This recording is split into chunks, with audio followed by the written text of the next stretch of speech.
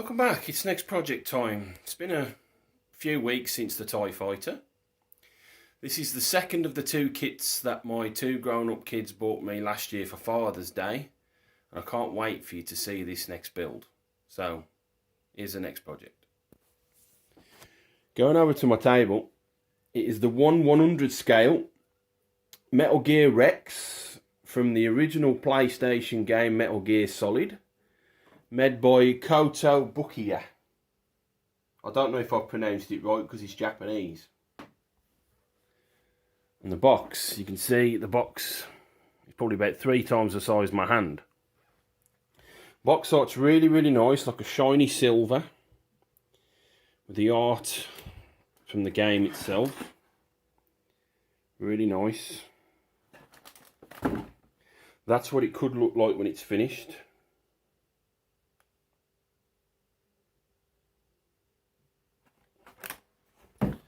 Bit more box art there.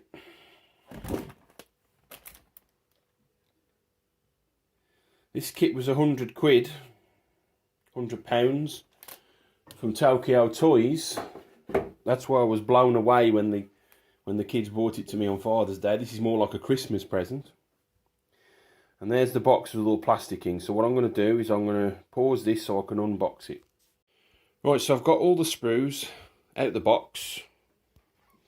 Going over to the box, it's in 2 halves. You've got the one for the big sprues and the one for the little sprues. And I've counted, I think it's 12 or 13 bags. And there's 2 sprues in each bag. And that's, you know, to let you know the scale of how much plastic there is. I mean, for 100 quid, you'd expect a lot of plastic. So they're moulded in various colours of grey. You've got some medium greys, dark greys, light greys. The detail looks really nice through the bags. Turning that over. I'm not going to describe the parts because I don't know what they are myself. It's only when I read the instructions I might find out what they are. Like I said, the line detail's really nice. You can see it through the clear bag. I think that might be a sensor dome, maybe, I don't know. And you got the other side of what's the name? As I said, the details really nice. To be honest, I'm hoping this is a snap kit as opposed to glue. You know, the Japanese kits that I've made, a lot of them are snap tight.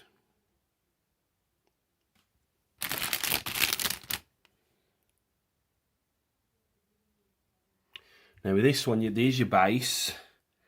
Like the floor of the hangar where you do fight Metal Gear in Shadow Moses on the PlayStation.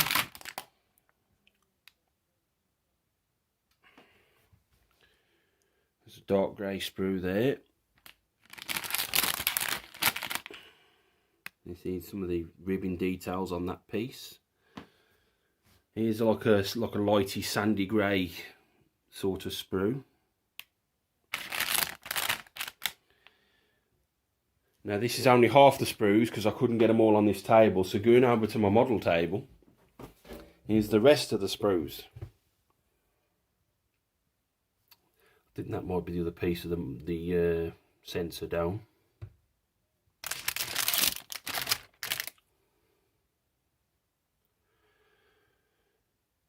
Like I said, various colours of shades of grey. Not to get confused with the 50 Shades of Shit books. You got some clear sprues there. You've got your polyprop sleeves. A goldish sprue with a little bit of clear. I don't know what those are for. And last but not least, your little dinky figures. Now there's your seated liquid snake for the pilot of Metal Gear. I think you've got 2 versions of Grey Fox, and there's your solid snake figure with a rocket launcher in his hand. Because those of you who've played the game, you're fighting with a rocket launcher. Right, so now going back over to my table, I'll get the instruction guide, which is Actually quite thick.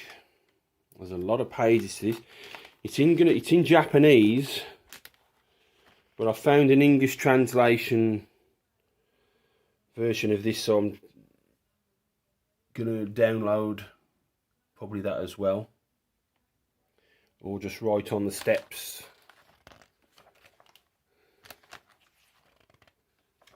I think it's orientation steps, to be honest. Snap here, cut there, maybe duplicate twice. So I'll probably just write on the pages or something in pencil.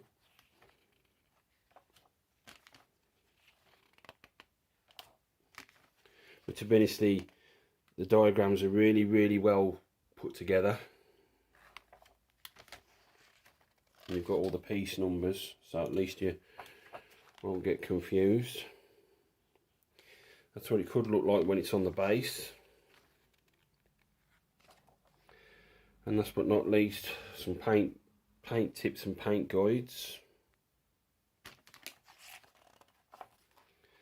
And it's got all the pieces, because I'm assuming what you might do is you might get all the pieces ready in separate before you actually do the final construction.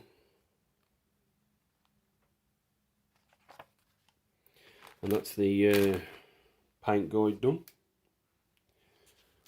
So turning the camera around, it's time to get cracking on.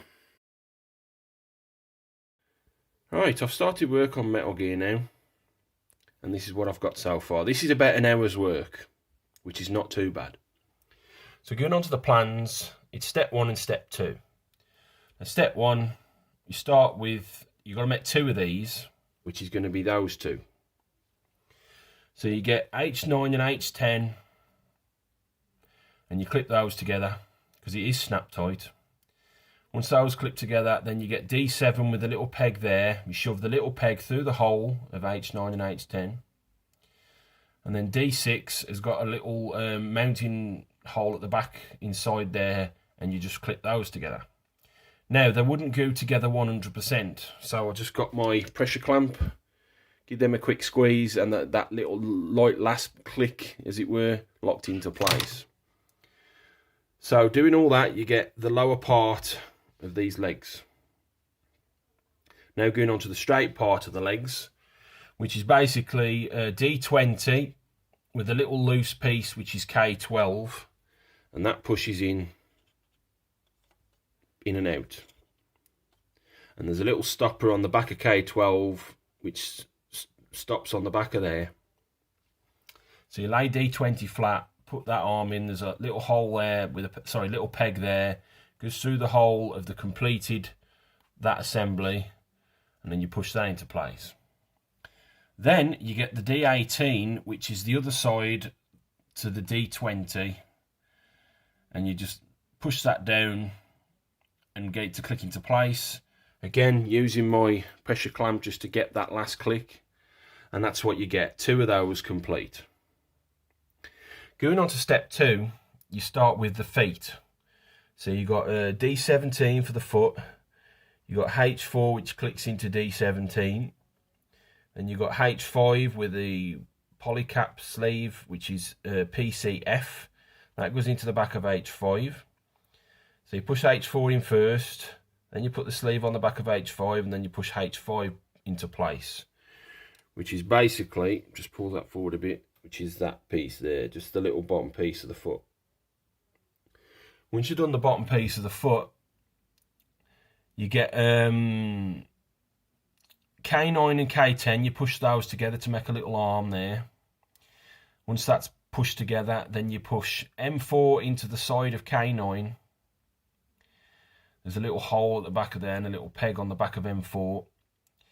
Then you push M set, you mount, then that goes into M2, which locks into the foot with another little hole and little peg, and you push all that together. And that's that bottom section there. Once that's all done, then you complete the one half of the leg with H8. You push K3 plate into H8, and you push K4 plate into H8, and then you just push that onto the completed foot assembly, and that's only half of the foot. The other half of the foot is going to be completed in step 3. But for an hour's work, I'm quite happy. Right, going on to step 3 to complete this part of the leg with the, because if you remember from the previous update, it was only half complete, and I've got to put the other piece on this side.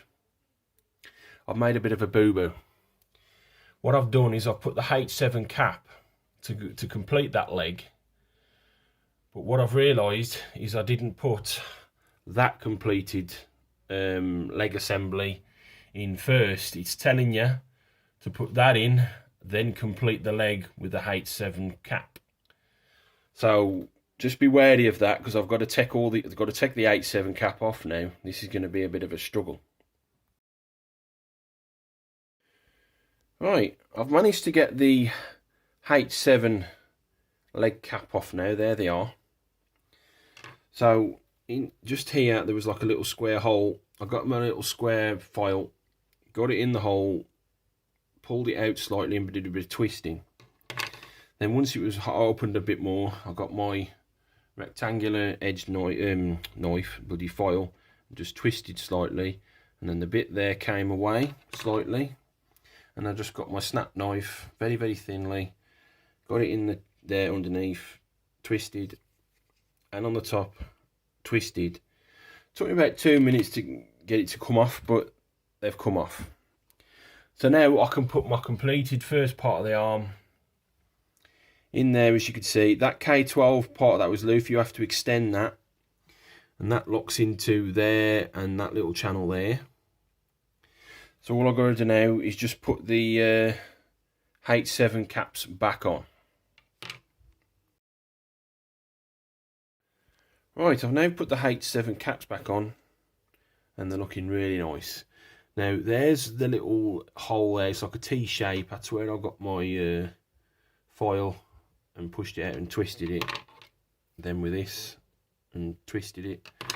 Then with my knife, like I said, with that. So I'll just push them back into place using, I actually took the yellow caps off because this is better. Because I had to push these two edges here slightly together a bit more. But the yellow caps was too big, so I just took them off. And just put that last bit of pressure on to get that final click. But that part of the two leg section there, which is the first part of step 3, is all done. Continuing on with step 3, a bit more construction. To finish off step 3, you've got a K5 rod arm, a K6 rod arm, and a H3 cap. The K5 and the K6 rod arms, there's a little hole that encompass the leg rods.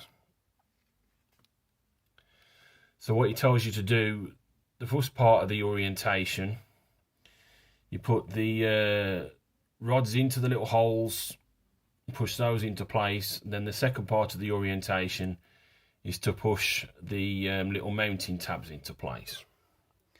So that's what you got there. So you push the rod into the hole of the K5 and the K6, and then you got a little hole there and a little hole there with the mounting tabs on the K5 and K6. So you just push that on and then push those into place. So that's the one side, and that's the other side.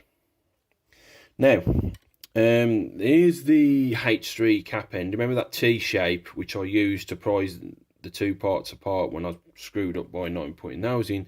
Just slot that into place, and that just flat there and then diagonally down there, and that's that. So there's your extended one and there's your closed one, the two legs. So that's that step 3 finished. Right, now step 3's finished. The one thing I couldn't show you without how these are moving. So this is the closed orientation, as it were. So you've got your K5 and your K6 rod arms onto the rods there. So you just pull this out, and now it is a bit stiff, unfortunately, but it will move. So you got that. That's the open orientation, and then just push them back together, and that's the closed orientation. Because that's what that K12 is for, to move that backwards and forwards. So that's all now demonstrated. I can move on to step 4.